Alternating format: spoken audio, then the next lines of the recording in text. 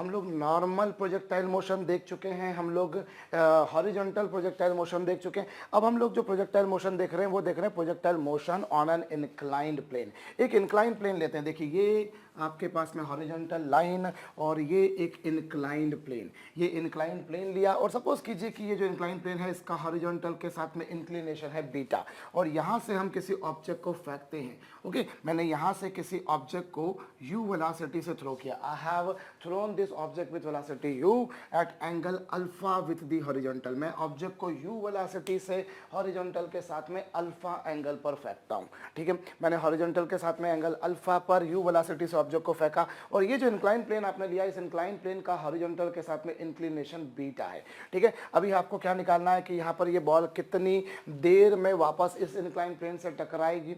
आपको निकालना है कि कितना जो हाइट है उस हाइट पर, कितनी हाइट पर जाकर टकराएगी, और आपको निकालना है कि कितनी डिस्टेंस पर जाकर टकराएगी। ये सब आपको पैरामीटर्स कैलकुलेट करने हैं। तो कैसे करेंगे, देखिए हम पहली बात तो ये है कि हम एक बात समझ सकते हैं कि ये जो भी मोशन है ये एक प्लेनर मोशन है, 2 डायमेंशनल मोशन है, और जब भी कभी कोई ऑब्जेक्ट एक प्लेन में या 2 डायमेंशनली मोशन करता है तो इट्स बेटर एडवाइजेबल कि आप उसके मोशन को 2 म्यूचुअल परपेंडिकुलर डायरेक्शन में ब्रेक कर लो। अब 2 म्यूचुअल परपेंडिकुलर डायरेक्शन जो होती हैं बच्चों वो एक्स एक्सिस और वाई एक्सिस से रिप्रेजेंट की जाती हैं, इस तरह से ली जाती हैं। ठीक है, लेकिन अब ये जरूरी नहीं होता है कि देखिए जो हॉरिजॉन्टल एक्सिस है वही एक्स हो और जो वर्टिकल है वही वाई हो। It is not necessary. आप कोई भी एक्स एक्सिस, कोई भी एक्सिस को एक्स मान सकते हो और उसके परपेंडिकुलर वाली को आप वाई मान सकते हो। ठीक है, तो मैं यहाँ क्या करता हूँ, मैं केस को सिंपल बनाने के लिए जो अलोंग द प्लेन जो डायरेक्शन आपको दिखाई दे रही है, अलोंग द प्लेन जो डायरेक्शन आपको दिखाई दे रही है उसको मैं एक्स एक्सिस मान लेता हूँ, और जो परपेंडिकुलर टू प्लेन है बच्चों इसे हम वाई एक्सिस मान लेते हैं। हमारे लिए सहूलियत ये रहेगी कि हम इसको एक्स मान लें, इसको वाई मान लें। देखिए ऐसा जरूरी नहीं है कि आप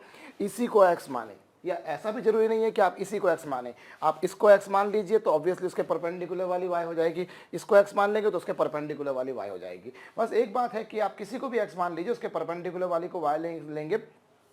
ऐसा ये भी जरूरी नहीं होता है कि जो x और y है वो दोनों परपेंडिकुलर ही हों, पर मोस्ट कंफर्टेबल केस जाता है कि हम दोनों को म्यूचुअली परपेंडिकुलर ले लें। जब दोनों को म्यूचुअली परपेंडिकुलर ले लेते हैं तो उसे हम बोलते होते हैं रेक्टेंगुलर सिस्टम, और हम रेक्टेंगुलर सिस्टम में ही काम करते हैं। हम ये x एक्सिस और y एक्सिस इन दोनों को म्यूचुअली परपेंडिकुलर ले लिया। ठीक है, अब मेरी बात सुनिए, अब आपने क्या करा, ऑब्जेक्ट को u वेलोसिटी से फेंका। ठीक है, और ये जो एंगल आपने दिया है ये किसके साथ दिया है, हॉरिजॉन्टल प्लेन के साथ। तो ये जो x एक्सिस है यानी जो इंक्लाइन प्लेन है इसके साथ में उसका एंगल कितना होगा, जरा इधर गौर कीजिए। ये वाला एंगल कितना बनेगा, मैं इस वेलोसिटी u का प्लेन के साथ में अगर एंगल देखूं बच्चों तो वो आएगा अल्फा माइनस बीटा। ठीक है, इस प्लेन का अगर मैं एक्स एक्सिस के साथ में यानी इंक्लाइन प्लेन के साथ में एंगल देखूं तो वो हो जाएगा अल्फा माइनस बीटा। आपको डायग्राम देखकर समझ में आ रहा होगा, यहाँ पर बहुत क्रिस्टल क्लियर समझ में आ रहा है। देखिए ये प्लेन का हॉरिजॉन्टल के साथ में इंक्लिनेशन बीटा है और वेलोसिटी आपने हॉरिजॉन्टल के साथ में एंगल अल्फा पर दी है, तो ये जो एंगल आएगा वो आएगा अल्फा माइनस बीटा। ठीक है, अब ये जो वेलोसिटी u है आप इसको इधर रिजॉल्व कीजिए, तो ये क्या है, ये this is the x component of velocity and this will give us y component of the initial velocity. ठीक है, x अगर ये देखा जाए तो x के अलॉन्ग जो वेलोसिटी आएगी वो कितनी आ जाएगी, वो आ जाएगी u cos alpha minus beta. क्यों अल्फा माइनस बीटा, क्योंकि x के साथ में उसका जो बनने वाला एंगल है वो अल्फा माइनस बीटा है, और y के साथ में बनने वाला जो एंगल है बच्चों वो कितना है, वो अगर y वाला देखा जाए तो u y की वैल्यू कितनी होगी, चलिए मैं ux यहाँ लिख देता हूँ या ऊपर लिख देता हूँ क्योंकि इसकी जरूरत मुझे बार बार पड़ेगी। मैं हेडिंग को हटा रहा हूँ यहाँ से। चलिए यदि हम देखें तो इस वेलोसिटी ने x एक्सिस के साथ में एंगल अल्फा माइनस बीटा बनाया था, तो x एक्सिस की डायरेक्शन में इनिशियल वेलोसिटी कितनी आ गई बच्चों, that you can see is equals to u cos alpha minus beta. ठीक है, वो ये आ गई। और y एक्सिस की डायरेक्शन में इनिशियल वेलोसिटी कितनी, y एक्सिस की डायरेक्शन में इनिशियल वेलोसिटी होगी u sin alpha minus beta. भाई रेजोल्यूशन ऑफ वेक्टर्स आप जानते हैं, जिसके साथ में एंगल थीटा बनता है उसको लिखते हैं cos थीटा, जिसके साथ में नहीं बनता उसको लिखते होते हैं sin थीटा। सो u वेलोसिटी को जब आपने रिजोल्व किया x के साथ तो वो आएगा cos अल्फा माइनस बीटा, और y के साथ में रिजोल्व किया तो वो sin अल्फा माइनस बीटा। ठीक है, तो ये हो गया। अब रही बात एक्सीलरेशन की, तो देखिए जब बॉडी कहीं पर भी मूव कर रही हो, बॉडी जो है वो सीधी की सीधी जा रही हो या नीचे जा रही हो या ऐसे जा रही हो, कैसे भी जाए, एक बात आपको बिल्कुल कंफर्म ध्यान रखना है कि जो ग्रेविटेशनल एक्सेलरेशन है वो नीचे ही लगता है ना। जो ग्रेविटेशनल एक्सेलरेशन होगा बच्चों वो तो श्योरली नीचे की तरफ लगेगा, ये जी है। लेकिन अब इस जी को भी मुझे क्या करना पड़ेगा, 2 म्यूचुअल परपेंडिकुलर डायरेक्शन में रिजॉल्व करना पड़ेगा। I have to resolve this G along 2 mutual perpendicular direction. तो चलिए हम रिजॉल्व करते हैं। तो पहली बात यहाँ पर देखिए ये एंगल कितना है, बीटा है, और ये एंगल कितना है 90 है ना, भाई ये देखिए ये कितना एंगल है, ये बीटा है, ये कितना है 90, तो ये कितना एंगल होगा, ये लाजमी है, ये कितना हो जाएगा बच्चों, ये हो जाएगा 90 माइनस बीटा। अरे भाई ट्राइंगल के तीनों एंगल्स का सम होता है 180 डिग्री। अभी ये देखिए ये कितना है बीटा, ये कितना है 90, तो लाजमी है कि ये जो एंगल होगा बच्चों this will become 90 minus beta. ठीक है, अभी देखिए अभी जी जो है वो इस डायरेक्शन में लग रहा है। अब जी को मैं दो म्यूचुअल परपेंडिकुलर डायरेक्शन में रिजॉल्व करना चाह रहा हूँ, जिनमें से एक पार्ट जो लूंगा वो मैं लूंगा इस प्लेन के परपेंडिकुलर यानी कि वाई एक्सिस के अलॉन्ग। देखिए ये वाई एक्सिस है, ये वाई एक्सिस है, इसके अलॉन्ग मैंने लिया है, इसके अलॉन्ग लिया। तो अभी आप ध्यान दीजिए ये एंगल कितना है, ये आपको डायग्राम में देख के समझ में आ रहा है 90 माइनस बीटा है। तो यहाँ का जो एंगल बनेगा, ये वाला जो एंगल बनेगा बच्चों वो कितना एंगल बनेगा, देखिए ये प्लेन है और ये प्लेन के परपेंडिकुलर है। भाई प्लेन को आपने एक्स एक्सिस लिया, प्लेन के परपेंडिकुलर को आपने वाई एक्सिस लिया, तो अगर ये 90 माइनस बीटा है तो आप समझ सकते हैं कि ये जो एंगल होगा वो कितना होगा, बीटा होगा। बहुत साधारण सी ज्योमेट्री लगा रहे हैं हम लोग यहाँ पर ये बीटा था, ये 90 था, तो ट्राइंगल के तीनों एंगल्स को का सम 180 डिग्री करने के लिए 90 माइनस बीटा आया, और ये अलोंग द प्लेन है, ये परपेंडिकुलर टू प्लेन है, तो अलोंग द प्लेन और परपेंडिकुलर टू प्लेन के बीच में एंगल 90 होगा, जिसमें से अगर इधर 90 माइनस बीटा है तो इधर लाजमी है इधर बीटा हो जाएगा। ठीक है, तो यदि हम रिजॉल्व करें तो यहाँ पर जो एक्सीलरेशन का कंपोनेंट आएगा ये वाई एक्सिस के अलॉन्ग का कंपोनेंट होगा, और वाई एक्सिस के अलॉन्ग का जो कंपोनेंट होगा बच्चों वो हो जाएगा माइनस जी कॉस बीटा, क्योंकि ये एंगल देखिए कितना बन रहा है, ये बीटा बन रहा है। सो ये जी था, g which was acting vertical downward. एक बात कंफर्म है, मैंने अभी थोड़ी देर पहले भी कहा आपसे, और हम जानते हैं कि जो ग्रेविटेशनल फोर्स होता है वो हमेशा नीचे लगता है, बॉडी किधर भी जा रही हो, बॉडी रेस्ट में हो, बॉडी मूव कर रही हो, किधर भी मूव कर रही हो, gravitational force always acts vertically downwards. So ये तो जी नीचे लगेगा, तो जी को इधर रिजॉल्व करूंगा तो ये हो जाएगा जी कॉस बीटा, और इस जी का एक कंपोनेंट कैसा आएगा भाई, जी को आपने रिजॉल्व किया तो एक कंपोनेंट आया परपेंडिकुलर टू प्लेन और एक कंपोनेंट आएगा अलोंग प्लेन, है ना, एक कंपोनेंट आएगा परपेंडिकुलर टू प्लेन और एक कंपोनेंट आएगा अलोंग प्लेन। तो अलोंग द प्लेन जो कंपोनेंट आएगा बच्चों वो कितना होगा, माइनस जी साइन बीटा। ये माइनस क्यों लिखा, क्योंकि देखिए आपने क्या करा है, ये वाली डायरेक्शन को आपने, ये वाली डायरेक्शन को ध्यान दीजिएगा, इस वाली डायरेक्शन को आपने पॉजिटिव एक्स एक्सिस नाम दिया और इस वाली को आपने पॉजिटिव वाई नाम दिया। अब वाई वाला जो कंपोनेंट है वो ऊपर नहीं नीचे लग रहा है, इसलिए वो माइनस हुआ, और एक्स वाला कंपोनेंट इधर आपने पॉजिटिव लिया है। लेकिन अगर जी को रिजॉल्व करेंगे तो ये देखिए ये जी था और ये कितना एंगल था, ये बीटा था, तो ये कितना आएगा, ये आएगा जी कॉस बीटा, ये आप समझ सकते हैं g cos beta which is acting along negative Y axis. और ये वाला जो कंपोनेंट होगा बच्चों वो नेचुरली होगा g sine beta which is acting along negative X axis. Y, because this is positive X axis और ये उसके अपोजिट लग रहा है, इसलिए माइनस लिखा। और ऐसे ही y वाला जो था वो ऊपर प्लस था तो नीचे वाला क्या हो जाएगा, माइनस। तो इस तरीके से सबसे पहली बात तो देखिए यही प्रोजेक्टाइल मोशन में हमेशा हम करते आ रहे हैं, हम एक्स एक्सिस की डायरेक्शन में इनिशियल वेलोसिटी निकालते हैं, वाई के डायरेक्शन में निकालते हैं, ऐसे ही एक्सीलरेशन निकालते हैं। ठीक है, उसके बाद में अब हमको आगे का काम करना है, हमको निकालना है कि कितने टाइम के बाद ये जो प्रोजेक्टाइल होगा, ये जो प्रक्षेप होगा, ये यहाँ पर जाकर इससे टकराएगा। ठीक है, तो कैसे करेंगे, आप लोगों ने प्रोजेक्टाइल मोशन में जैसा निकाला था कि जब मान लीजिए ये जो इनिशियल पोजीशन है ये है ओ, इनिशियल पोजीशन ओ है, ओके, और फाइनल जो पोजीशन है बच्चों वो मैंने मान ली ओ डैश। तो जब बॉल ओ डैश पर पहुंचेगी, जब बॉल ओ डैश पर पहुंचेगी, प्रोजेक्टाइल मोशन में हम लोग देख चुके हैं, जब बॉल ओ डैश पर पहुंचती है सो वाई एक्सिस के अलोंग जो डिस्प्लेसमेंट आएगा बच्चों वो कितना आ जाएगा, 0। इसमें कोई दो मत नहीं है कि वो ऊपर गई फिर नीचे आई, लेकिन ये जो एक्सिस है ये एक्स एक्सिस है, इनिशियली पार्टिकल एक्स एक्सिस पर था, फाइनली भी पार्टिकल एक्स एक्सिस पर है, मतलब the displacement travelled along Y axis would become 0। ठीक है, तो ये y तो 0 हो गया। अभी y अगर देखा जाए तो y कैसा निकलता है, ये हम लोग जानते हैं, it is U Y T plus half A Y into T square. ठीक है, y इक्वल्स टू कितना, U Y T plus half A Y T square. अभी यू वाई के बारे में बात कीजिए तो यू वाई की वैल्यू कितनी है, यू वाई की वैल्यू अभी आप देख चुके हैं कितनी थी, that was you sine alpha minus beta. Okay, और जो टाइम है, जितने टाइम के बाद बॉल जमीन पर वापस से जाकर टकराती है, जमीन मतलब इस बार जमीन क्या होगी, इस बार जमीन होगी इंक्लाइन प्लेन, जितने टाइम के बाद बॉल जमीन पर जाकर टकराएगी यानी कि एक्स एक्सिस पर टकराएगी, उस टाइम को हम बोला करते हैं टाइम ऑफ फ्लाइट, जिसे हम कैपिटल टी से रिप्रेजेंट करते हैं, +1/2। और जहाँ तक ए वाई का सवाल है बच्चों, that you can see is equals to minus G cosine beta into T square. ठीक है, and when ball again reaches to point O dash then its displacement along Y axis would become 0। अरे भाई Y axis की direction में उसका जो displacement है, उसका जो विस्थापन है वो 0 0 0 आ जाएगा, है ना। तो कुछ ये हो गया। अब एक काम कीजिए, ये जो पूरा टर्म है आप इसको इधर ले आइए। अभी आप देखिए तो एक्चुअली इन दोनों में से या तो फिर यूँ कर लूँ कि कैपिटल टी कॉमन निकालूँ, इन दोनों में से कैपिटल टी कॉमन निकालूंगा, then you will find something like this, ठीक है। और यहाँ पर क्या हो जाएगा, ये हो जाएगा g cos beta upon 2 into T, ठीक है। ये कुछ आपके पास में आ गया। अब क्या होगा, इन दोनों का प्रोडक्ट जीरो कब होगा, एक क्वांटिटी ये और एक क्वांटिटी ये पूरी ब्रैकेट है, इन दोनों का प्रोडक्ट जीरो कब होगा, इन दोनों का प्रोडक्ट जीरो तब होगा बच्चों जब या तो टी जीरो हो या फिर U sine alpha minus beta minus G cos beta upon 2 into T equals to कितना हो जाए, जीरो हो जाए, ठीक है। तो ये वो सिचुएशन हो जाएगी। अब कैपिटल टी तो जीरो हो नहीं सकता क्योंकि जीरो टाइम में तो बॉल वापस से जमीन पर नहीं पहुंचेगी भाई, ऑफ कोर्स उसको यहाँ से यहाँ तक पहुंचने में उसको कुछ ना कुछ टाइम लगेगा। So this cannot be equals to zero. भाई दो क्वांटिटीज का प्रोडक्ट जीरो कब होता है, दो क्वांटिटीज का प्रोडक्ट जीरो तब होता है जब दोनों में से कोई एक जीरो हो जाए, कोई भी एक या दोनों जीरो हो जाए, या तो ये जीरो हो जाए या ये पूरी ब्रैकेट जीरो हो जाए या दोनों जीरो हो जाए। अब अगर मैं इसको जीरो करता हूँ, कैपिटल टी को जीरो करता हूँ, मतलब मैं बोल रहा हूँ कि बॉल को ओ से ओ डैश तक पहुंचने में कितना टाइम लगा, जीरो टाइम लगा। लेकिन ऐसा तो नहीं है, उसको टाइम तो लगेगा, हो सकता है वो टाइम बहुत छोटा हो, बहुत स्मॉल हो, बहुत ही स्मॉल हो, लेकिन कुछ ना कुछ finite value except zero, non zero value रहेगी। So T capital T, I can not say that ball will take exactly 0 second in reaching from O to O dash, it will take certain time. So this capital T cannot be equals to 0. Only the possibility is that this bracket is vanishing out, so that I can say this is equals to 0. Okay, अब यदि मैं क्या करता हूँ, इस minus वाली quantity को मैं यदि RHS पे लेके जाता हूँ तो मैं क्या पाता हूँ, I'll find ये आ जाएगा u sin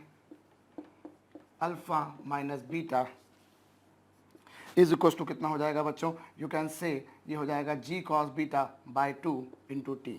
और इस बेसिस पर कैपिटल टी की वैल्यू कितनी आ जाएगी बच्चों, आप देखिए इसको 2 से मल्टीप्लाई कर देंगे, डिवाइड कर देंगे, तो बाकी आपके पास में क्या आएगा, 2u sine alpha minus beta over G cos beta.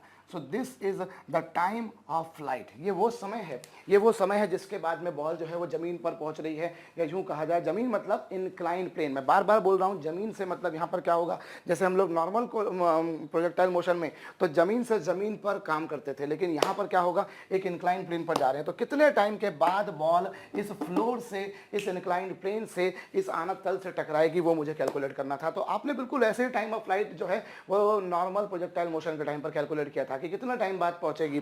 तो उसका तरीका क्या होता था, उसका तरीका ये होता था भैया कि जब बॉल वापस से जमीन पर पहुंचती थी तो उसका वाई एक्सिस के अलॉन्ग का जो डिस्प्लेसमेंट होता था वो जीरो होता था, और वाई एक्सिस के अलॉन्ग डिस्प्लेसमेंट ऐसे आएगा, यू वाई ए वाई की वैल्यूज रखनी है। ये जो चार क्वांटिटीज आपको दिखाई दे रही है, ये चार क्वांटिटीज निहायत ही ज्यादा काम की होती हैं, ठीक है। तो इस बेसिस पर आपके पास में टाइम ऑफ फ्लाइट इतना आ गया, तो ये टाइम ऑफ फ्लाइट आप नोट कर सकते हैं। अब यहाँ पर बात आती है बच्चों, जैसे आप लोगों ने नॉर्मल प्रोजेक्टाइल मोशन में किया था वैसा कुछ यहाँ पर कुछ थोड़ा सा डिफरेंस वाली बात भी है।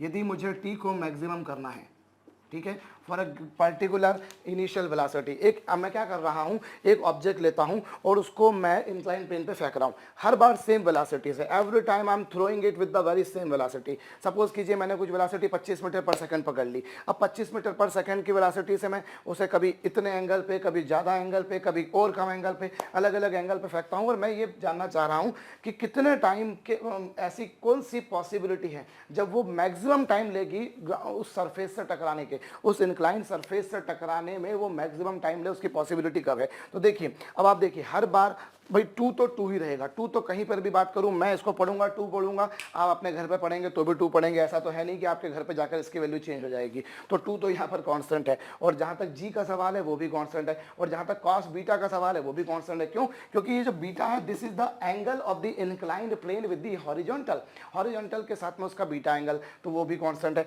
अगर चेंज कर रहे हैं तो आप किसको कर रहे हैं, अल्फा को चेंज कर रहे हैं। जब भाई आपने कभी 10 डिग्री के एंगल पे फेंका, कभी 20 डिग्री के एंगल फेंका, कभी 30 डिग्री के एंगल फेंका, अलग अलग एंगल पे आप फेंक रहे हैं, कुछ ऐसे फेंक रहे हैं कि सबसे ज्यादा टाइम उसको पहुंचने में लगे। तो टी मैक्सिमम कब आएगा बच्चों, टी मैक्सिमम तब आएगा जब sign alpha minus beta maximum हो। और साइन अल्फा माइनस बीटा की मैक्सिमम से मैक्सिमम वैल्यू क्या हो सकती है भाई, साइन अल्फा माइनस बीटा हो या साइन थीटा हो। एक बात आप समझ सकते हैं कि साइन की मैक्सिमम से मैक्सिमम वैल्यू होती है 1। साइन की मैक्सिमम से मैक्सिमम वैल्यू कितनी होती है बच्चों, 1 होती है। ये आपको ध्यान होगा, ये आपको याद भी रखना चाहिए कि साइन की वैल्यू मैक्सिमम से मैक्सिमम होती है 1। और कब होती है साइन की मैक्सिमम से मैक्सिमम वैल्यू 1 होती है बच्चों, कब, पाई बाय 2 पर। साइन की मैक्सिमम से मैक्सिमम वैल्यू होती है पाई बाय 2 पर, ठीक है। 90 डिग्री पर, 90 डिग्री को पाई बाय 2 भी लिख सकते हैं। तो यदि हम देखें तो इस बेसिस पर अल्फा माइनस बीटा की वैल्यू आ जाएगी पाई बाय 2, पाई बाय 2 आ गई। और इससे यदि बीटा की वैल्यू निकालें तो वो आएगी alpha minus pi by 2। Beta की वैल्यू जो होगी बच्चों वो क्या आएगी, alpha minus pi by 2। Okay, फिर मैं समझा रहा हूँ। देखिए मुझे टी को मैक्सिमम करना है, जबकि हर बार मैं सेम वेलोसिटी से फेंक रहा हूँ। तो टू कांस्टेंट है, यू कांस्टेंट है, और जो इंक्लिनेशन है प्लेन का हॉरिजॉन्टल के साथ लाजमी है वो भी कांस्टेंट है। तो g constant, cos beta constant, two constant, U constant, it is only alpha which I am changing. मैं अल्फा को चेंज करूंगा, और नेचुरल सी बात है बच्चों, अगर अल्फा को चेंज करूंगा तो अल्फा माइनस बीटा चेंज होगा। भाई एक क्वांटिटी कांस्टेंट है लेकिन दूसरी क्वांटिटी वैरी कर रही है, तो दोनों का डिफरेंस वैरी करेगा। सो टी को मैक्सिमम करने के लिए साइन अल्फा माइनस बीटा को मैक्सिमम कीजिए, और साइन अल्फा माइनस बीटा की मैक्सिमम से मैक्सिमम वैल्यू होती है 1, और वो कब होती है, pi by 2 degree, pi by 2 पर, यानी कि 90 डिग्री पर। तो अल्फा माइनस बीटा को आपने पाई बाय 2 लिखा, तो बीटा इक्वल टू कितना आ जाएगा, अल्फा माइनस पाई बाय 2। तो ये बीटा की वैल्यू आ गई बच्चों। ओके, और यदि हम यहाँ पर देखें तो हम इस केस में जो टाइम की मैक्सिमम वैल्यू है वो कितनी बोल सकते हैं, टाइम की मैक्सिमम वैल्यू कितनी हो जाएगी, 2u। एसएस, तो टाइम ऑफ फ्लाइट का ये फार्मूला आ गया, इसमें कोई संशय संदेह नहीं कि टाइम ऑफ फ्लाइट का ये फार्मूला आ गया। But if somebody is interested in determining its maximum value which I am talking about, so I can say the for maximum time of flight this sign alpha minus beta should become 1 and this is g cos beta. So this is giving us the value for which, or of which, in which you can say body is taking maximum time in striking the incline plane once again. Body incline plane को टकराने में अधिक से अधिक कितना समय ले सकती है, तो वो 2u साइन 2u अपॉन जी कॉस बीटा आ गया एक बात, ठीक है। और ये तो हमने अभी निकाला इन terms of beta, in terms of beta मैंने निकाला। अगर मैं इन टर्म्स ऑफ अल्फा निकालना चाहूँ तो मैं वो भी कर सकता हूँ। जरा थोड़ा सा यहाँ पर ट्रिग्नोमेट्री लगेगी, और मेडिकल स्टूडेंट्स को हो सकता है कुछ आपत्ति रहे। इनफैक्ट अगर आप बिल्कुल बिगिनर हैं अभी 11th क्लास में, तो वो भी थोड़ी सी दिक्कत आएगी, क्योंकि ट्रिग्नोमेट्री की कुछ एक यहाँ पर ऐसी आइडेंटिटीज़ लगेंगी जो संभवतया आपने आपकी जूनियर क्लास में नहीं पढ़ी। भाई बीटा की जगह मैं क्या लिख सकता हूँ, alpha minus pi by 2, alpha minus pi by 2, ठीक है। और cosine of alpha minus pi by 2 जो है उसको हम यहाँ पर क्या लिख सकते हैं, 2u g cos pi by 2 minus alpha. क्योंकि एक इंपॉर्टेंट आइडेंटिटी है ट्रिग्नोमेट्री की कि आप कोसाइन ऑफ माइनस थीटा लिखें या कोसाइन ऑफ थीटा लिखें, दोनों सेम होते हैं। आप 30 डिग्री पर कोसाइन की वैल्यू निकालें या माइनस 30 डिग्री पर, दोनों वैल्यू सेम आएगी। आप 60 पर निकालें या माइनस 60 पर, दोनों की वैल्यू सेम आएगी। एक्चुअली जो वैल्यू कॉस थीटा की होती है वही कोसाइन माइनस थीटा की होती है। तो मैं अल्फा माइनस पाई बाय 2 को पाई बाय 2 माइनस अल्फा भी लिख सकता हूँ, ठीक है। अगर ये थीटा है तो लाजमी है ये माइनस थीटा हो जाएगा, और अगर ये माइनस थीटा है तो ये थीटा आ जाएगा। अरे भाई इसके आगे माइनस लगाइए ना, एक बार माइनस लगा कर देखिए, ये माइनस हो गया, ये प्लस हो गया, हो गया वही की वही चीज़, ये माइनस हो गया तो ये देखिए, और ये प्लस हो गया। और छोटी क्लास में आप लोगों ने पढ़ा है कोसाइन ऑफ 90 माइनस अल्फा जो होता है बच्चों वो होता है साइन अल्फा। सो ये आपके पास में टाइम ऑफ फ्लाइट का मैक्सिमम टाइम का फार्मूला आ गया, ठीक है। So if you are determining time of flight in terms of beta, मैं एसएस तो टाइम ऑफ फ्लाइट का जो फार्मूला है बच्चों वो ये वाला हमारे पास है। लेकिन अगर मुझे कोई बोलता है कि maximum time of flight, maximum time of flight, so in terms of beta वो ये होगा, और इन टर्म्स ऑफ अल्फा वो ये होगा, ठीक है। तो जो हमने लिखे हैं, जो हमने यहाँ पर डिराइव करे हैं, मैं उनको यहाँ पर थोड़ा सा लिख देता हूँ तो हमें ठीक रहेगा उसके लिए। देखिए टी की वैल्यू कितनी आई बच्चों, टी की वैल्यू आ गई कितनी, 2u sine alpha minus beta over g cos beta. This is the time of flight, okay. और यदि मैं मैक्सिमम टाइम ऑफ फ्लाइट को कैलकुलेट करना चाहता हूं तो मैक्सिमम टाइम ऑफ फ्लाइट क्या आएगा, मैक्सिमम टाइम ऑफ फ्लाइट आएगा 2u upon g cos beta, या फिर 2u upon g sine alpha, ठीक है। ये आपके पास में आ गया। और मैक्सिमम टाइम ऑफ फ्लाइट के लिए शर्त क्या थी, मैक्सिमम टाइम ऑफ फ्लाइट के लिए शर्त थी भैया, जो बीटा था वो अल्फा माइनस पाई बाय 2 के बराबर था, ठीक है। ये उसकी शर्त थी, और उसके लिए जो मैक्सिमम टाइम ऑफ फ्लाइट आया वो कुछ इन दोनों में से किसी एक तरीके से आ गया, ठीक है। अब उसके बाद में आपको क्या कैलकुलेट करना है, उसके बाद में बच्चों हमें जो कैलकुलेट करना है वो यहाँ पर कैलकुलेट करना है हॉरिजॉन्टल, ये जो जितनी डिस्टेंस पर जाकर टकराई, जितनी डिस्टेंस पर जाकर टकराई वो डिस्टेंस मुझे कैलकुलेट करनी है। तो चलिए हम वो डिस्टेंस कैलकुलेट करना चाह रहे हैं, और डिस्टेंस को हमको कैलकुलेट करना है तो हम इसे कैसे कैलकुलेट कर सकते हैं हम वो देखते हैं। ये हमें हॉरिजॉन्टल डिस्टेंस निकालनी है। तो हॉरिजॉन्टल डिस्टेंस जो होती है, हॉरिजॉन्टल मतलब अलॉन्ग द प्लेन जो डिस्टेंस होती है उसे आप बोला करते हैं range.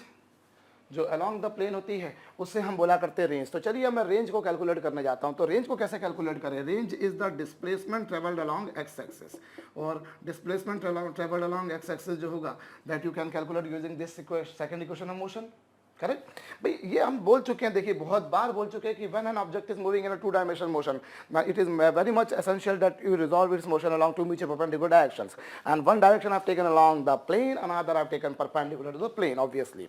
So this is x। अब x की वैल्यू देखें तो x की वैल्यू क्या होगी बच्चों? जब बॉल O से O डैश पर पहुंचती है तो x की वैल्यू होगी r, और जहां तक ux का सवाल है तो वो है बच्चों u cos alpha minus beta, u cos alpha minus beta. और जहां तक टाइम का सवाल है तो O से O डैश तक पहुंचने में उसको टाइम कितना लगा? उसको टाइम लगा कैपिटल T। भाई O से O डैश तक पहुंचने में उसको टाइम लगा कैपिटल T प्लस 1/2। और ax का जहां तक सवाल है तो वो आप देख सकते हैं minus g sine beta, minus g sine beta. और जहां तक टाइम का सवाल है बच्चों तो टाइम हमने क्या लिखा? t। भाई टाइम ऑफ फ्लाइट जो था O से O डैश तक पहुंचने में जो टाइम लगा वो कैपिटल T लगा। ठीक है, तो अब देखिए ये u cos alpha minus beta into capital T minus g sine beta upon 2। ठीक है, और कैपिटल T का जहां तक सवाल है बच्चों तो कैपिटल T यू कैन सी, अच्छा यहाँ पे अब कैपिटल T की मुझे वैल्यू रखना पड़ेगी, अदरवाइज कोई सेंस नहीं रह जाएगा स्टेप को लिखने का। तो कैपिटल T की वैल्यू कितनी है? दैट यू कैन सी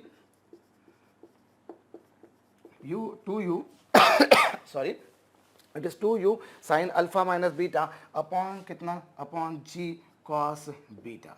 ठीक है, ये कैपिटल T की वैल्यू आई। और यहाँ पर देखिए तो ये you can see here it is g sine beta over 2 into T square, और टी स्क्वायर मतलब इसका स्क्वायर करेंगे, और जब इसका स्क्वायर करेंगे तो ध्यान दीजिए 2 का स्क्वायर होगा 4, u का स्क्वायर होगा u स्क्वायर, साइन का स्क्वायर होगा sign square alpha minus beta, और जहाँ तक डिनोमिनेटर का सवाल है तो वो हो जाएगा जी स्क्वायर कॉस स्क्वायर बीटा।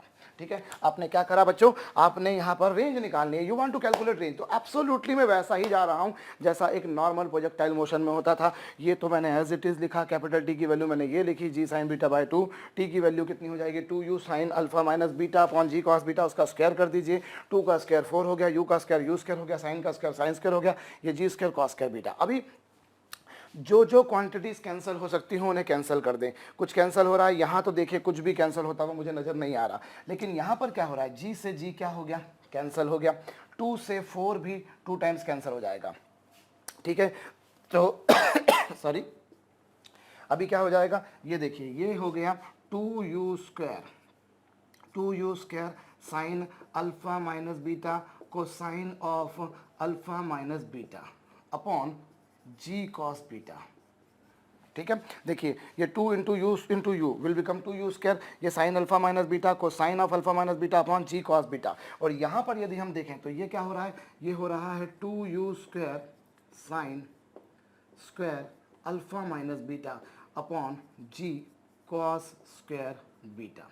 ठीक है, बिल्कुल सिंपल मैथमेटिक्स लगाया है मैंने। अच्छा एक चीज़ बच गई है, सॉरी, ये साइन बीटा बच गया है, ये आप लोगों ने ध्यान दिया होगा, शायद हो सकता है मुझसे छूट गया था, कोई बात नहीं। ये लीजिए साहब, ये हो गया 2u square sine square alpha minus beta into sine beta upon कितना भैया? जी कॉस स्क्वायर बीटा। अभी इन दोनों में से जो कुछ कॉमन आपको निकलता हुआ दिखाई दे रहा हो उनको आप कॉमन निकालिए। तो कॉमन क्या निकलता है जरा देखें। कॉमन दोनों में से देखिए 2u स्क्वायर दोनों में है, साइन अल्फा माइनस बीटा भी दोनों में है, और यहाँ जी कॉस बीटा भी दोनों में है। तो हम जो जो कॉमन निकल सकता है उन्हें हम कॉमन निकालते हैं।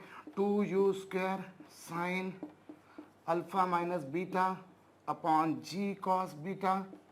करेक्ट, देखिए 2 दोनों में है, u स्क्वायर दोनों में है, साइन अल्फा माइनस बीटा दोनों में, और जी कॉस बीटा भी दोनों में है। अभी बचा क्या? बचता जो है बच्चों उसको देखें तो यहाँ पर बचेगा कितना? यहाँ पर बचेगा cosine of alpha minus beta, इधर बचेगा cosine of alpha minus beta, और यहाँ पर यदि हम देखें तो यहाँ पर बचेगा minus sign alpha minus beta into sine beta और अपॉन क्या? Cos beta. ठीक है, ये कुछ आपके पास में आ गया। आप देखिए यहाँ पर बचा cosine of alpha minus beta, और यहाँ पर बचा sign alpha minus beta into sine beta upon cos beta. Correct, ये हो गया। अभी यहाँ पर आप और एलसीएम वगैरह लेकर सॉल्व कीजिए तो देखिए ये 2u स्क्वायर, ठीक है, मैं थोड़ा सा यहाँ जाकर लिखता हूँ इसको क्योंकि मुझे इधर जगह कम पड़ेगी मेरे ख्याल से। ये लीजिए साहब, ये अभी यहाँ से जो रेंज है उसकी वैल्यू क्या आ रही है? ये तो है बच्चों 2u square sine alpha minus beta upon कितना जी कॉस बीटा। ठीक है, अभी आप एलसीएम लीजिए। जब आप एलसीएम लेंगे तो क्या करेंगे, इस कॉस बीटा का यहाँ मल्टीप्लाई करेंगे, then you will see it is cos beta, it is cos of alpha minus beta, it is sine beta, it is sine of alpha minus beta. ठीक है, आपने एलसीएम लिया, एलसीएम लेंगे तो cos beta का यहाँ multiply हो जाएगा, यहाँ पर बाकी का एज इट इज, और डिनोमिनेटर में you will see it is cos beta. ठीक, मैंने एलसीएम लिया तो कॉस बीटा का यहाँ मल्टीप्लाई कर दिया, तो ये cos beta cos alpha minus beta minus sign alpha minus beta.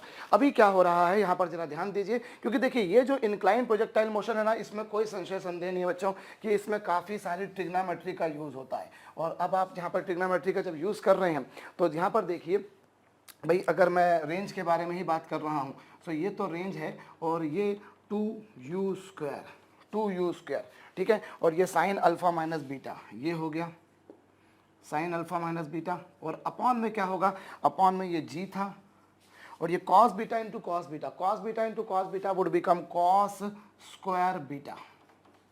अभी ये cos beta into cos beta हो जाएगा कॉस स्क्वायर बीटा। और यहाँ पर जरा ध्यान दीजिए बच्चों, यहाँ पर एक ट्रिग्नोमेट्री की आइडेंटिटी यूज हो रही है, ये cos A cos B minus sine A sine B. ठीक है, मैं आपको फिर कह रहा हूँ, अगर आप इंक्लाइन प्रोजेक्टाइल मोशन समझ रहे हैं और अगर आपको ट्रिग्नोमेट्री की बेसिक आइडेंटिटीज पर कमांड नहीं है, जानकारी नहीं है, तो अनडाउटेडली आपको यहाँ पर सब कुछ रट के चलना पड़ेगा। इसलिए बेहतर होगा पहले आप ट्रिग्नोमेट्री की बेसिक आइडेंटिटीज को देख लें, और ये बेहतर तो ये होगा कि आप थोड़ी सी ट्रिग्नोमेट्री पढ़ लें, उसके बाद ही आप इसको करें, क्योंकि मैं एक एक स्टेप आपको समझा रहा हूँ, फिर भी यहाँ पर बार बार ट्रिग्नोमेट्री थोड़ी सी ऐसी आइडेंटिटीज जो आप लोगों ने 10th क्लास तक नहीं पढ़ी थी, वो वाली यहाँ पर यूज में आती हैं।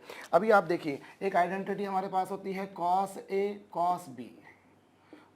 Cos B minus sine A sine B. जो होता है बच्चों, ये होता है कोसाइन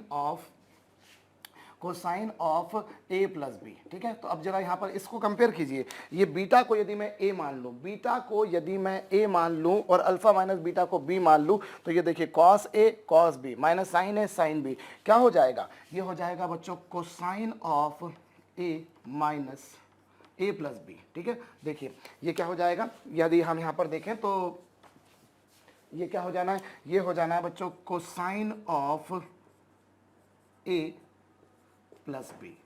ठीक है, ए का काम कौन कर रहा था यहाँ पर, ए का काम कर रहा था यहाँ पर बीटा, ए का काम यहाँ पर कौन कर रहा था बीटा, और बी का काम कौन कर रहा था अल्फा माइनस बीटा। ए का काम कर रहा था यहाँ पर बीटा और बी का काम कर रहा था अल्फा माइनस बीटा। ठीक है, तो बीटा से बीटा क्या हो गया बच्चों, कैंसिल हो गया, बीटा से बीटा कैंसिल हो गया। भाई देखिए, फिर भी बोल रहा हूँ, अगर कंपेयर कीजिए, ये ए का काम बीटा कर रहा है, बी का काम अल्फा माइनस बीटा कर रहा है, तो cos A cos B minus sine A sine B will become cos A plus B, और ए क्या है बीटा और बी क्या है अल्फा माइनस बीटा। बीटा से बीटा कैंसिल हो जाने के कारण जो रेंज आएगी बच्चों, रेंज जो आ जाएगी वो मैं यहाँ लिख देता हूँ। रेंज क्या आ रही है जरा देखिए, ये कॉस ऑफ अल्फा बचेगा, है ना, रेंज में क्या बचेगा, ये कॉस ऑफ अल्फा बचेगा। तो इस तरीके से जो रेंज आ जाएगी बच्चों, what you will find, range की वैल्यू आ जाएगी आपके पास में कितनी, 2u square.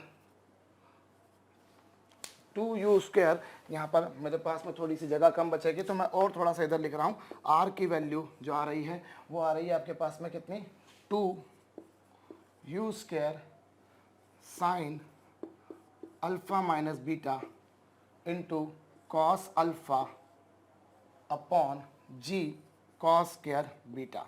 So this is the formula for range. ये आपके पास में रेंज का फार्मूला आया। रेंज जो हमने निकाली वो कितनी आई बच्चों, रेंज हमने जो निकाली है यहाँ पर वो आ गई है हमारे पास में कितनी, 2u square sine alpha minus beta into cos alpha upon जी कॉस स्क्वायर बीटा। ठीक है, तो ये रेंज हमने निकाली कि कितनी डिस्टेंस के बाद जाकर जो बॉल है, जो प्रोजेक्टाइल था आपका, वो जाके इससे टकराएगा। ठीक है, अभी ये हमने कैलकुलेट किया, भाई ये एक्स एक्सिस के लॉन्ग डिस्प्लेसमेंट था, और जैसा आपने वहाँ पर किया था बिल्कुल वैसा यू एक्स की वैल्यू रखी, ए एक्स की वैल्यू रखी, और टाइम जो लगा वो कैपिटल टी रखा, और उसके बाद में आपने सिंपल मैथमेटिक्स लगाया तो आपके पास में जो टाइम ऑफ फ्लाइट आया बच्चों वो कुछ ये आ गया। ठीक है, तो ये हमारे पास में टाइम ऑफ फ्लाइट रेंज आ गई, कितनी डिस्टेंस के बाद बॉल ज़मीन से जाके टकराई। ज़मीन यानी कि फिर मैं बोल रहा हूँ इनक्लाइंड प्लेन।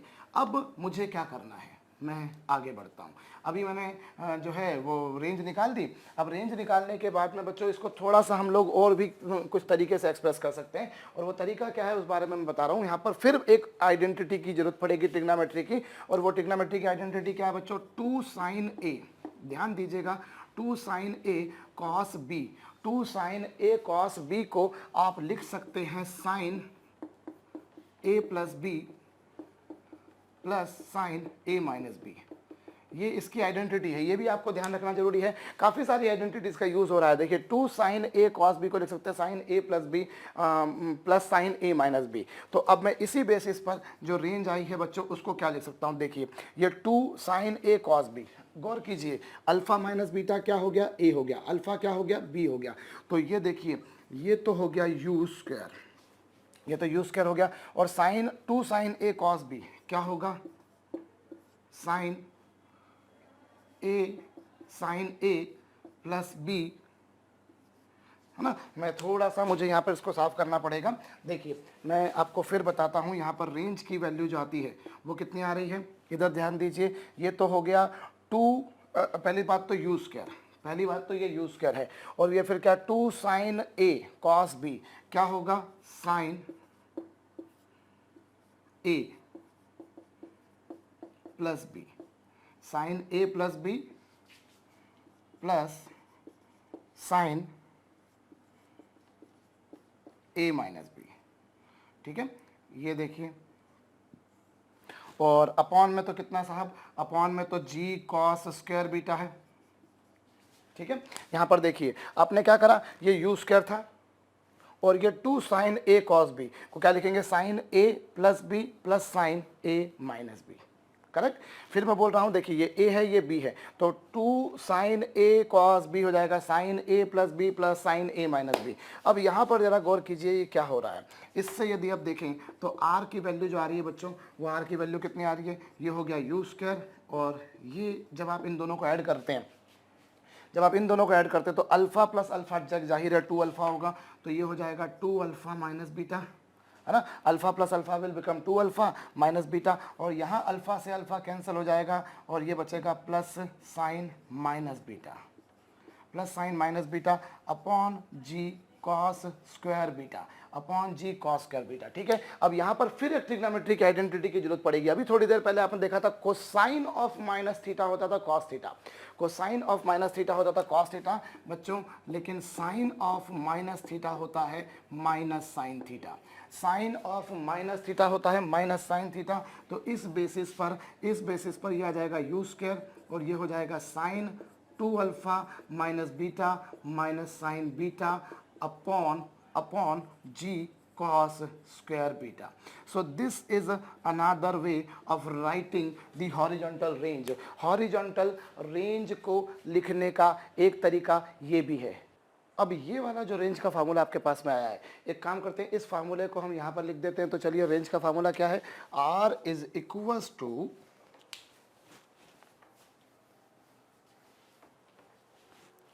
यू स्क्वायर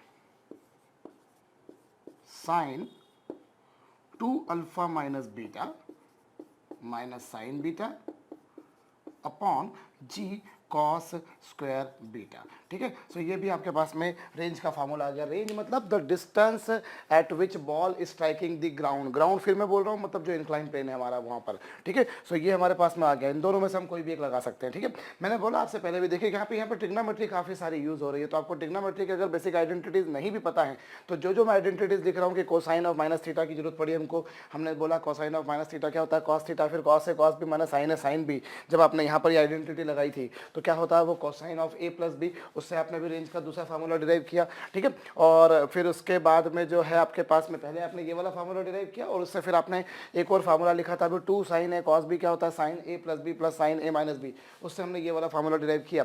और हमने एक और बात देखी कि साइन ऑफ माइनस थीटा की वैल्यू माइनस साइन थीटा होती है, उसी से ये माइनस हुआ था, क्योंकि एक्चुअली अभी देखो तो ये साइन ऑफ माइनस बीटा था, और साइन ऑफ माइनस बीटा को फाइनली आपने माइनस साइन बीटा लिखा। ठीक, अब ये तो आपके पास में आ गई बच्चों रेंज। अब उसके बाद में एक और काम करना है, हमें निकालनी है कि ये जब वापस से ग्राउंड से यानी कि उस इंक्लाइन प्लेन से टकराता है तो टक्कर के समय ये जो है ये हाइट कितनी है, मुझे ये हाइट कैलकुलेट करनी है। तो हाइट कैसे कैलकुलेट कर सकते हैं, देखिए ये जो डिस्टेंस आएगी आपको ये वाली डिस्टेंस कैलकुलेट करनी है। तो आप क्या करते हैं, इसके लिए सिंपल सी बात है कि हम कैसे कैलकुलेट करें भैया यहाँ पर। तो ये हाइट जो है बच्चों बड़ी आसानी से निकाली जा सकती है यदि आप सिंपल सा काम करें।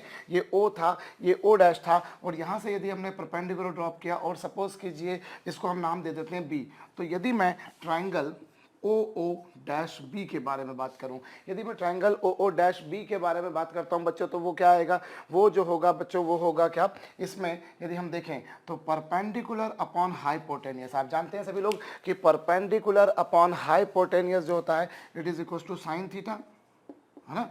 परपेंडिकुलर अपॉन बेस जो होता है, सॉरी परपेंडिकुलर अपॉन हाइपोटेनियस। अभी इस ट्रायंगल में देखें तो परपेंडिकुलर क्या है, एच है, और हाइपोटेनियस क्या था, वो हॉरिजॉन्टल रेंज थी, अराउंड द प्लेन वाली जो रेंज थी वो, ठीक है। तो इस बेसिस पर एच की वैल्यू क्या आ जाएगी बच्चों, एच की वैल्यू आ जाएगी आर साइन बीटा। एच की वैल्यू जो आ गई वो आ गई आर साइन बीटा, और आर की वैल्यू आपके पास में इन दोनों में से कोई भी एक रख दीजिए, इंटू साइन बीटा कर दीजिए। तो उस बेसिस पर यदि मान लीजिए मैं पहला वाला लिखता हूं तो इंटू साइन बीटा करूंगा, देन आई से it is 2u square sign of alpha minus beta cosine alpha into sine beta, और अपॉन में क्या, अपॉन में g into cos square beta, ठीक है। सो ये हमारे पास में किसका फार्मूला आ गया बच्चों, हाइट का फार्मूला आ गया। मैं ये वाले फार्मूले की जगह ये वाला फार्मूला भी लिख सकता था, इंटू साइन बीटा सिंपली करना था मुझको, तो ये आपके पास में आ गया, ठीक है। सो हमने देखा बच्चों, और हाइट देख ली हमने, कितनी हाइट पे वो जाकर टकरा रहा है, और हमने देखा कि कितनी डिस्टेंस पे जाके वो टकरा रहा है, ठीक है। अच्छा, एक और बात, यदि हमने जैसे नॉर्मल प्रोजेक्टाइल मोशन के समय पे किया था कि हम लोगों ने जो साहब जो रेंज की वैल्यू अगर मैक्सिमम करनी है, यदि आर की वैल्यू मैक्सिमम करनी है, तो आर की वैल्यू मैक्सिमम कब होगी, जरा उस बारे में हम बात करते हैं। अगर आर को मैक्सिमम करना है तो आर मैक्सिमम क्या होगा, देखिए यदि मैं ये वाले फार्मूले से देखूं तो रेंज की वैल्यू मैक्सिमम कब होगी। रेंज जो है मैं यहाँ पर लिखता हूँ, चलिए रेंज का जो फार्मूला था that was U square sine 2 alpha minus beta minus sine beta, और अपॉन में क्या, अपॉन में you see it is G cosine square beta, ठीक है। सो ये आपके पास में रेंज का फार्मूला है। अब रेंज मैक्सिमम कब आएगी, रेंज मैक्सिमम कब होगी बच्चों, यहाँ पर देखिए तो u कांस्टेंट है, हम हर बार सेम वेलोसिटी से फेंक रहे हैं, हम हर बार सेम वेलोसिटी से फेंक रहे हैं, डिफरेंट डिफरेंट एंगल्स पे फेंक रहे हैं। तो u कांस्टेंट है, g कांस्टेंट है, बीटा इंक्लाइन प्लेन का हॉरिजॉन्टल के साथ जो इंक्लिनेशन है वो भी कांस्टेंट है। अगर वेरिएबल कुछ है तो बच्चों वो है अल्फा, और अल्फा वेरी होने के कारण 2 अल्फा माइनस बीटा वेरी करेगा, और 2 अल्फा माइनस बीटा वेरी करने के कारण sine of 2 alpha minus beta vary करेगा। तो रेंज को मैक्सिमम करने कब हो सकती है, जब ये क्या हो, ये वैल्यू किसके बराबर हो, 1 के बराबर, क्योंकि साइन थीटा की जो मैक्सिमम से मैक्सिमम वैल्यू होती है वो होती है 1। साइन थीटा की मैक्सिमम से मैक्सिमम वैल्यू होती है 1, और वो कब होती है बच्चों, वो हम जानते हैं वो होती है π/2 पर, π/2 पर जाकर रेंज मैक्सिमम होती है। मतलब जो साइन थीटा होता है उसकी वैल्यू 1 हो जाती है, यानी कि मैक्सिमम हो जाती है। तो उस बेसिस पर 2 अल्फा माइनस बीटा की वैल्यू किसके बराबर आ गई, π/2 के। सो यू कैन से जो बीटा होगा बच्चों, या जो अल्फ़ा होगा, अगर मैं यूँ कहूँ जो अल्फ़ा होगा वो क्या हो जाएगा, अल्फ़ा की वैल्यू हो जाएगी π/2 प्लस बीटा और होल अपॉन 2 हो जाएगा, है ना। मैं ये जानना चाह रहा हूँ कि कितने एंगल पर हम प्रोजेक्टाइल को फेंके, at what angle I throw this projectile with the horizontal. Alpha जो है वो कहाँ के साथ में एंगल है, हॉरिजॉन्टल के साथ में। तो कितने डिग्री के एंगल पे फेंका जाए कि वो जो है वो रेंज मैक्सिमम आए। तो रेंज मैक्सिमम कब आएगी, उसके लिए देखिए, उसके लिए शर्त ये हो गई कि अल्फा की वैल्यू π/4 प्लस β/2 हो जाएगी। भाई आपने इसको 2 से डिवाइड कर दिया तो π/2/2 π/4 और β/2, ठीक है। तो पर्टिकुलरली जब इतने एंगल पर फेंकेंगे तो रेंज मैक्सिमम आएगी। ये तो हमको समझ में आ गया कि रेंज मैक्सिमम कब आएगी। अब मुझे निकालना है रेंज की मैक्सिमम वैल्यू क्या होगी। तो चलिए हम रेंज की मैक्सिमम वैल्यू निकालने जाते हैं। तो आर मैक्स की वैल्यू कितनी होगी बच्चों, you can see it is you square. और जहाँ तक साइन 2 अल्फा माइनस बीटा का सवाल है, जहाँ तक साइन थीटा का सवाल है, तो साइन थीटा की मैक्सिमम वैल्यू होगी 1, ये हो जाएगा 1 माइनस साइन बीटा, ठीक है। और यहाँ पर देखिए जो डिनोमिनेटर है कॉस स्क्वायर बीटा, आप लोगों ने छोटी क्लास में पढ़ा है, कॉस स्क्वायर बीटा को आप लिख सकते हैं 1 माइनस साइन स्क्वायर बीटा। भाई कॉस स्क्वायर थीटा क्या होता है, कॉस स्क्वायर थीटा होता है 1 minus sine square theta. So what you find, you find it is U square into 1 minus sine beta, upon g, और जहाँ तक 1 माइनस साइन स्क्वायर बीटा का सवाल है, A square minus B square का सवाल है, that you people know is equals to 1 minus sine beta into 1 plus sine beta. मतलब कैसे कैसे देखिए, A square minus B square क्या होता है, A square minus B square होता है A minus B into A plus B. So these two will cancel each other, so that आप जो रेंज है बच्चों उसकी जो मैक्सिमम वैल्यू आ जाएगी, that you can say is equals to something like this.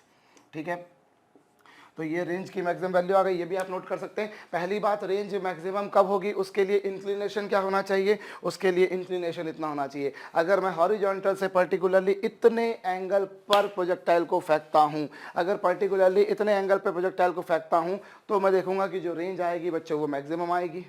ठीक है, और रेंज की मैक्सिमम वैल्यू कितनी होगी, ये कैन नोट डाउन दिस, वो रेंज की मैक्सिमम। अभी अगर आपको टाइम ऑफ फ्लाइट को मैक्सिमम करना हो तो उसके लिए शर्त क्या थी कि जो बीटा और अल्फा था उनमें रिलेशन ये होगा। ठीक है, अगर बीटा और अल्फा में रिलेशन ये आएगा और टाइम ऑफ फ्लाइट मैक्सिमम कितना होगा, तो वो या तो ये होगा या ये होगा, because beta and alpha are can be expressed in form of one another, दोनों को एक दूसरे की फॉर्म में एक्सप्रेस कर सकते हैं। सो टाइम ऑफ फ्लाइट की मैक्सिमम वैल्यू इतनी होगी, रेंज की वैल्यू ये है या फिर ये है, और हाइट की वैल्यू ये है। और अगर रेंज को मैक्सिमम करते हैं तो उसके लिए शर्त ये होगी, और उसमें जो रेंज आएगी बच्चों वो ये आएगी। ठीक है, तो मैक्सिमम रेंज आएगी। अच्छा, अगर यहां पर एक और बात अगर लगे हाथ तो हमसे पूछ ली जाए कि अगर हमसे ये पूछ लिया जाए कि साहब ये चलिए कितनी डिस्टेंस पे जाकर टकराया फ्लोर पे, वो हमको समझ में आ गया। इफ समबडी आस्क कि भैया ये हॉरिजॉन्टल डिस्टेंस कितनी होगी जब वो जाके उससे टकराएगा, तो हॉरिजॉन्टल डिस्टेंस कैसे निकालेंगे। देखिए यहाँ पर डायग्राम ऑफ कोर्स कंजेस्टेड हो रहा है क्योंकि जगह हमारे पास, स्पेस थोड़ी सी लिमिटेड है और इसमें करने को हमारे पास में काफ़ी कुछ है, बट अगर अटेंशन पे करेंगे थोड़ा सा तो समझ में आएगा। देखिए मुझे पूछा है हॉरिजॉन्टल डिस्टेंस, मतलब आपको निकालनी है OB distance. So horizontal distance let us represent this distance by symbol L. अगर मैं इसे एल से व्यक्त कर दूं तो ये कैसे निकलेगी बच्चों, जैसे अभी आप लोगों ने हाइट निकाली थी बिल्कुल वैसे ही यहाँ पर कैसे निकाल सकते हैं, वही सड़ी घिसी पिटी सी बात होगी। आप ट्राइंगल लीजिए ओ ओ डैश बी, आप triangle O O dash B लेते हैं और इसमें आप क्या पाएंगे, इसमें आप पाएंगे base upon hypotenuse. Base upon hypotenuse की वैल्यू किसके बराबर होगी बच्चों, कॉस बीटा के। सो एल इक्वल्स टू कितना आ जाएगा, आर कोसाइन बीटा। और कोसाइन बीटा की वैल्यू जो है भाई, आर की वैल्यू आप दोनों में से कोई भी एक रख दीजिए, इंटू कॉस बीटा कर दीजिए, तो इससे आपके पास में क्या आ जाएगा, हॉरिजॉन्टल डिस्टेंस। मैं फिर बोल रहा हूं, अगर मुझसे बोला जाए कि जब बॉल वापस से उस इंक्लाइन प्लेन को टकराती है, जब उस आनत तल को टकराती है, तो उसकी हॉरिजॉन्टल के साथ में डिस्टेंस कितनी होगी, that you can calculate using this particular thing.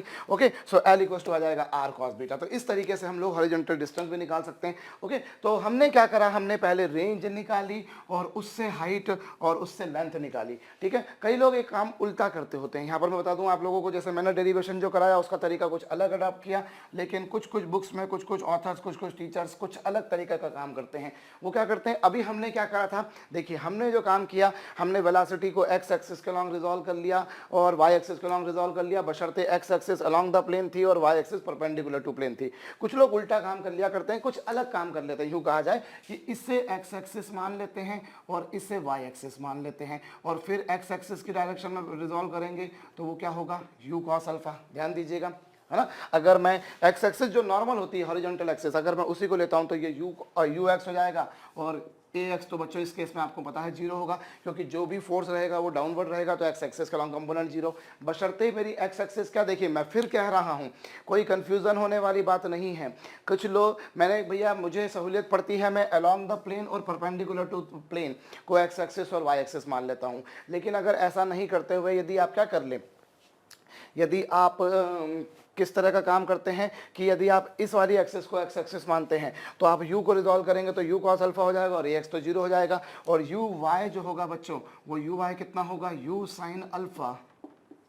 और जहाँ तक ए वाई का सवाल है तो वो आप जानते हैं वो होगा माइनस जी के बराबर, है ना। इस तरीके से हो जाएगा। और फिर हम क्या करते हैं, इक्वेशन ऑफ मोशन लिखते हैं, इक्वेशन ऑफ मोशन या इक्वेशन ऑफ ट्रेजेक्टरी। इस केस में आप जानते हैं क्या होती है, Y equals to X tan theta minus G X square over two U square cos का थीटा। ये आप जानते हैं इक्वेशन ऑफ ट्रेजेक्टरी होती है, इक्वेशन ऑफ ट्रेजेक्टरी होती है, ठीक है ना। सो अब हम इस तरह से भी काम कर सकते हैं, किस तरह से जरा समझिएगा। मैं पूरा तो नहीं कराऊंगा लेकिन आपको एक हिंट दे देता हूं, क्योंकि कुछ कुछ लोगों के इस तरीके के मेथड अडॉप्ट करते हैं कि ये साहब प्लेन रहा और ये जो डिस्टेंस थी, जितनी डिस्टेंस पर बॉल जाकर गिरी वो डिस्टेंस हमने सपोज कर ली आर।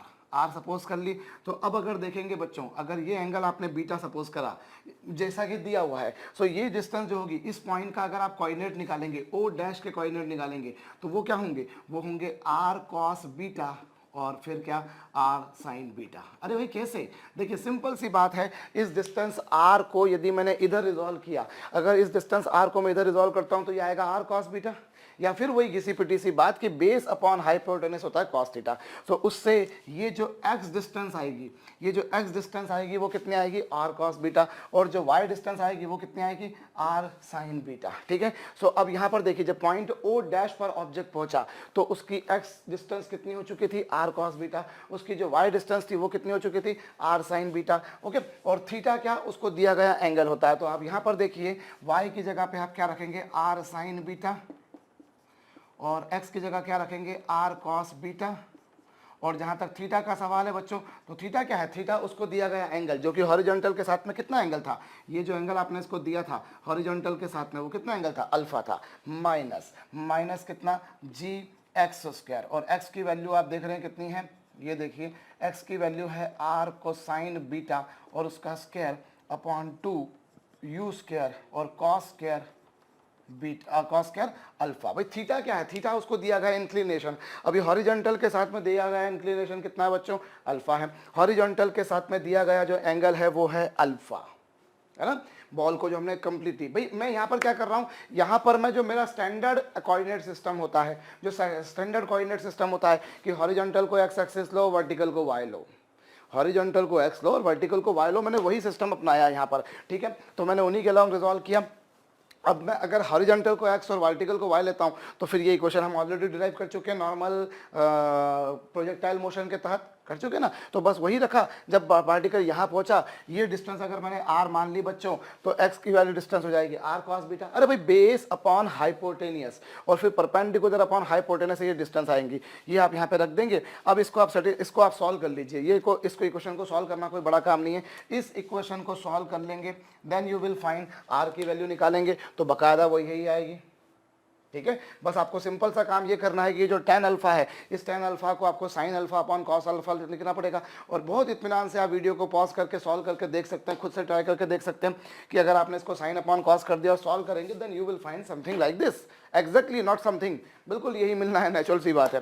ठीक है, तो इस तरीके से रेंज आ जाएगी। अच्छा, ये रेंज आ जाएगी तो ये डिस्टेंस आ जाएगी और ये डिस्टेंस आ जाएगी, तो आप उल्टा भी चल सकते हैं, आप दोनों तरीके से काम कर सकते हैं। ये आपको डिसाइड करना है कि आपको किस में कंफर्टेबल जाता है, ये अलग अलग पर्सन से के लिए अलग अलग परसेप्शन हो सकता है। ठीक है, तो इस तरीके से भी आर निकाली जा सकती है, यानी कि ये और अलॉन्ग द प्लेन जो डिस्टेंस थी वो निकाली जा सकती है। और वो जब आ गई तो एल आ जाएगा, वो आ गई तो ये आपके पास में एच भी आ जाएगा। चलिए, ये हमने एक बात करी। ठीक है, यहाँ पर थोड़ा सा मैं और आपको एक काम की बात बता देता हूँ बच्चों। क्या चीज़, कि जो हमने बेसिकली मैं थोड़ा सा एक और काम की आपको बात क्या बताना जा रहा हूँ यहाँ पर, कि जो हमने जब प्रोजेक्टाइल को फेंका था, अगर मैं वही वाली वेलोसिटी लेता हूँ, देखिए मैं इसी वाली को, मैं इसको एक्स एक्सिस मानता हूँ और इसको मैं वाई एक्सिस मानता हूँ। ठीक है, अलोंग द प्लेन को मैं एक्स एक्सिस मानता हूं और परपेंडिकुलर टू द प्लेन मैं वाई एक्सिस मानता हूं। तो आप क्या पाएंगे, आप जो पाएंगे उस बारे में मैं थोड़ी सी एक बात बता रहा हूं। देखिए, यदि हम U X U Y V X और सॉरी ए एक्स और ए वाई आपके पास में है, यदि मैं क्या करता हूं, वी वाई निकालता हूं, तो वी वाई की वैल्यू कितनी आएगी बच्चों, जरा हम वो देखें। तो वी वाई की वैल्यू यदि आप देखें तो वी वाई की वैल्यू कितनी होगी, जब बॉडी यहाँ से यहाँ पहुंची तो आप एक बात पाएंगे कि वी वाई, अगर हम इक्वेशन लगाते हैं, V Y square equals to U Y square plus 2ay into Y. ठीक है, जबकि मैंने y एक्सिस क्या ली है, perpendicular to the plane, perpendicular to the plane मैंने लिया है। तो देखिए V Y square equals to U Y square plus 2ay G और A Y into Y. Okay, अब ये तो यू वाई है और जहाँ तक ए वाई का सवाल है तो ए वाई आपके समक्ष आपको लिखा हुआ दिखाई दे रहा है, कितना ए वाई, ये रहा साहब माइनस जी कोसाइन बीटा। ठीक है, और रही बात y, तो y क्या होगा, y एक्सिस के अलॉन्ग डिस्प्लेसमेंट। मैं बात कर रहा हूं जब बॉल यहां पर आपने फेंकी u वेलोसिटी से, कितने एंगल पर, अल्फा एंगल पर। अल्फा कौन सा एंगल था? हॉरिजॉन्टल के साथ, इंक्लाइन प्लेन का हॉरिजॉन्टल के साथ में एंगल कितना था? बीटा। आपने एक्स एक्सिस कौन सी ली? Along the plane perpendicular to the plane जो है वो वाई एक्सिस है, आपने ये लिया। अब जब बॉल बच्चों ओ से ओ डैश पर पहुंचेगी तो उसने खूब सारा चला, पर मैं फिर कह रहा हूँ वही बात कि मुझे उस खूब सारे से मतलब नहीं है, मुझे मतलब है सिर्फ इस बात से कि वाई एक्सिस के अलोंग कितना चला। अब पहले भी पार्टिकल जो था वो एक्स एक्सिस पर था और बाद में भी एक्स एक्सिस पर ही है, मतलब वाई के अलोंग डिस्प्लेसमेंट कितना हो जाएगा?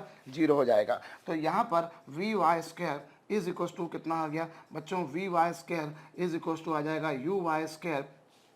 मतलब यूं कह सकता हूं कि वाई एक्सिस के अलोंग जितनी वेलोसिटी इनिशियल थी, वाई एक्सिस के अलोंग इनिशियल वेलोसिटी जितनी थी, टकराते समय भी वाई एक्सिस के अलोंग फाइनल वेलोसिटी उतनी है। मैग्नीट्यूड वाइज दोनों सेम रहेंगे, मैग्नीट्यूड वाइज दोनों सेम रहेंगे। हाँ ऑफ कोर्स डायरेक्शन दोनों के अपोजिट रहेगी, क्योंकि इस केस में वाई एक्सिस के अलोंग इधर रहेगी, जबकि इस केस में वाई एक्सिस के अलोंग जो वेलोसिटी रहेगी बच्चों वो इधर रहेगी। भाई ये किसकी डायरेक्शन थी? ये डायरेक्शन थी यू वाई की, और ये डायरेक्शन किसकी थी?